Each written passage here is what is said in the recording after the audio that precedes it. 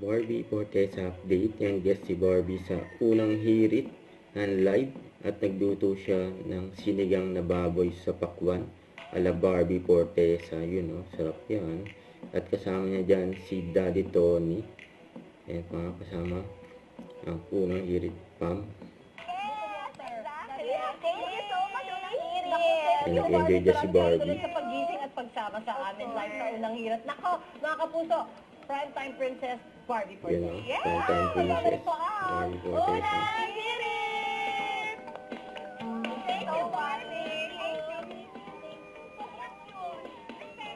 Yan, saya ni Barbie o. So, ito pa yung event ni Barbie kagabi sa Basta Cafe and podcast.